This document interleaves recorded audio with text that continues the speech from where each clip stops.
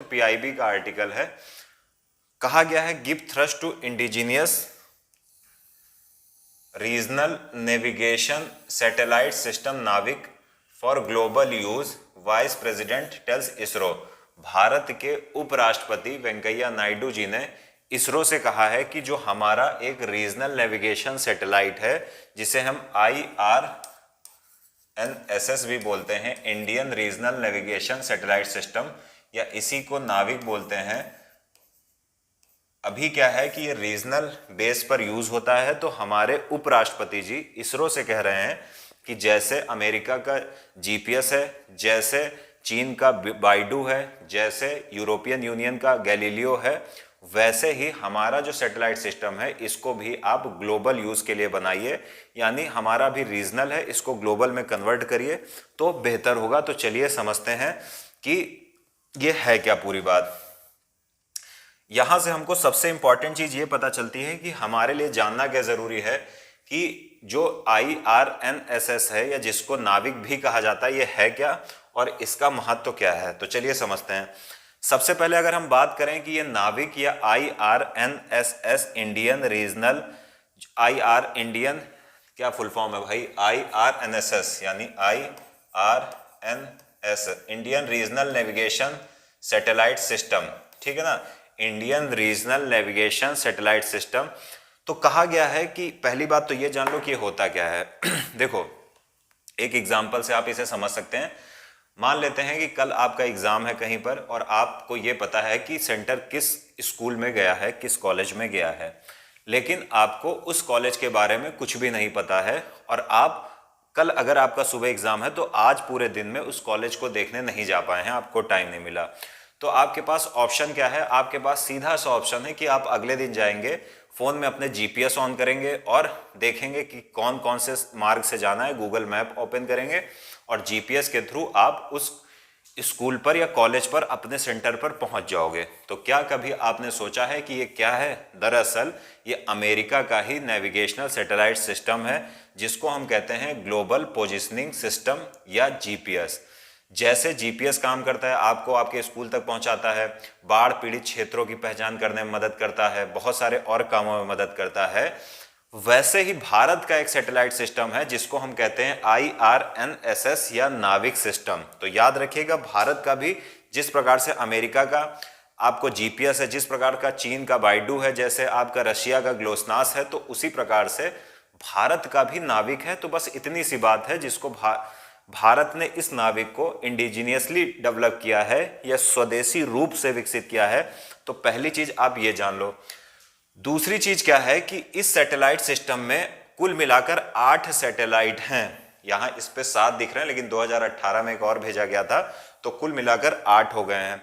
अब अगर हम इन 8 सैटेलाइट सिस्टम की बात करें तो याद रखना कि अगर हम जीपीएस की बात करें तो उसमें लगभग 24 सैटेलाइट हैं, लेकिन इसमें जो भारत का सिस्टम है इसमें आपको दिखेंगे कुल मिलाकर 8 सैटेलाइट, जिसमें से जो देखो 2 प्रकार की ऑर्बिट होती हैं। इस चीज को पहले समझ लो। अगर हम ऑर्बिट की बात करें तो ये अगर हमारी पृथ्वी है तो पृथ्वी के इक्वेटर के जो आपको एक ऑर्बिट दिखाई देगी, इसको बोलते हैं जियो स्टेशनरी ऑर्बिट, ठीक। और एक जो ऑर्बिट होगी वो इससे थोड़ा सा तिरछी होगी या टिल्ट होगी, इसको बोलते हैं जियो सिंक्रोनस ऑर्बिट। तो इस सैटेलाइट सिस्टम में जो कुल मिलाकर 8 हैं, 3 सैटेलाइट आपके मिलेंगे जियो स्टेशनरी में यानी यहां पर, और 5 सैटेलाइट आपको मिलेंगे जियो सिंक्रोनस में। अब आप पीछे अगर देखोगे तो आपको समझ में आ जाएगा। और ये ऑर्बिट की लगभग जो ऊंचाई होगी वो 36,500 किलोमीटर के आसपास आपको दिखेगी। तो आप ये देखोगे कि यहां पर आप देखो तो जियो स्टेशनरी में 1 2 3 हो गए, और जियो सिंक्रोनस में 4 हैं, अभी 5 हो गए, एक फिर से भेज दिया गया। तो कुल मिलाकर इसमें 8 सैटेलाइट हैं। तो उम्मीद है कि आप इस चीज को समझ पाओगे। दूसरी चीज क्या है कि इसका ऑब्जेक्टिव क्या है। इसका ऑब्जेक्टिव जो सबसे बड़ा इसका ऑब्जेक्टिव क्या है, इसका ऑब्जेक्टिव है आपको पोजीशनिंग की सर्विसेज देना। जिस प्रकार से आप जीपीएस का लुत्फ उठाते हो अपनी पोजीशनिंग के लिए, वैसे ही भारत का एक नाविक या IRNSS है, वो भी पोजीशनिंग की सुविधाएं प्रदान करता है। तो इसका सबसे बड़ा यही है कि आपको पोजीशनिंग की सर्विसेज देना, टाइम सर्विसेज प्रदान करना, नेविगेशन सर्विसेज देना, यानी आप कहीं से कहीं पर जा रहे हो तो आप इसको ऑन करो, आप आराम से चले जाओ जैसे जीपीएस के थ्रू आप करते हो।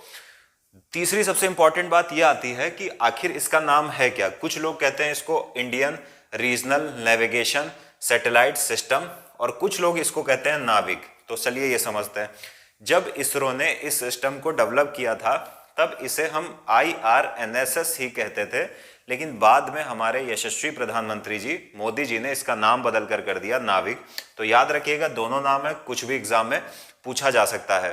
दूसरी बात है कि कौन से प्रकार की सर्विसेज ये प्रदान करता है। तो ये बेसिकली 2 प्रकार की सर्विसेज को प्रदान करता है। पहली सर्विस है स्टैंडिंग पोजीशनिंग सर्विस या स्टैंडर्ड पोजीशनिंग सर्विस, जिसको SPS बोलते हैं, स्टैंडर्ड पोजीशनिंग सर्विसेज। ये वो सर्विसेज हैं जो पब्लिक के यूज के लिए मिलती हैं या पब्लिक यूज करती है। दूसरी सर्विसेज होती हैं रेस्ट्रिक्टेड सर्विसेज। रेस्ट्रिक्टेड सर्विसेज ये कौन सी सर्विस है? ये वो ऐसी सर्विसेज हैं जो इनक्रिप्टेड फॉर्म में होती हैं और इसको विशेष प्रकार की भारत की एजेंसी यूज करती हैं। जैसे भारत की रक्षा क्षेत्र की कोई एजेंसी है तो वो यूज करती है।